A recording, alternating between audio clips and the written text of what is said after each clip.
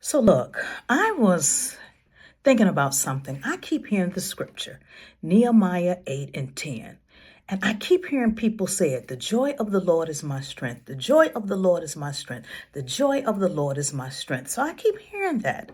But I remember one time I was doing the same thing. I was quoting that scripture, the joy of the Lord is my strength. The joy of the Lord is my strength. Because at that time I was trying to strengthen myself by saying the scripture.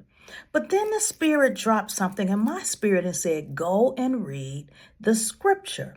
So I went and read the scripture and I discovered some things. And I'm going to read it exactly how it's written. It says, he said unto them, go your way, eat the fat, and drink the sweet, and send portions to those who have nothing prepared. For this day is holy unto the Lord. Neither be ye sorry, for the joy of the Lord is your strength. So after reading that, I started thinking, eat the fat, drink the sweet.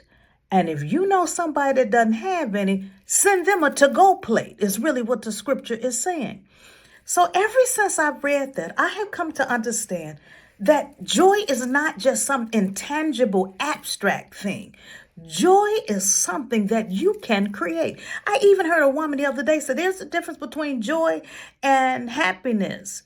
And I'm thinking kind of, sort of, but they are the same. Enjoy means I'm in joy. Okay, that I am in this state. And joy is a fruit of the Spirit, but joy is something you can create.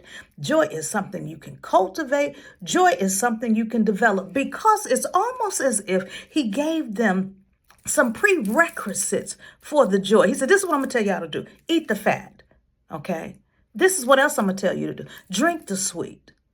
And this is what else I'm going to tell you to do. If it's somebody else that don't have anything, give them some. Now, some people say, whenever they say eat the sweet, drink the fat, eat the fat, drink the sweet, that what they're really saying is celebrate. But I'm thinking maybe you got this thing about joy wrong. Maybe you're waiting for joy to drop down in your spirit, but that's not what this scripture creates. Because remember, during this time, they had gone through a rebuilding process. They had been weeping versus before, and they had been through hard times. So when they were coming out, he was like, okay, you've cried enough. Go and have a celebration, is really what the scripture says.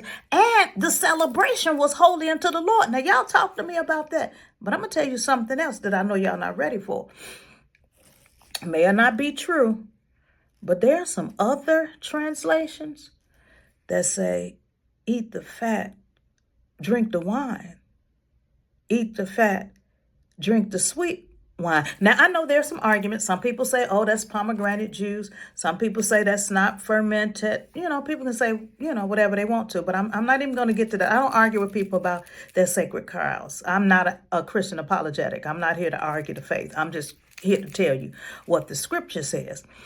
But then I started thinking, why is the first place Jesus created, or Jesus did a miracle from scripture, a place where people were celebrating a wedding?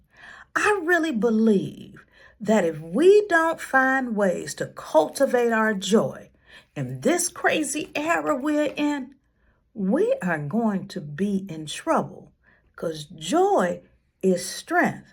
And I'm not even going to talk to y'all about why he says laughter is good like a medicine. We'll do that on another day. The joy of the Lord is your strength. Now go create it.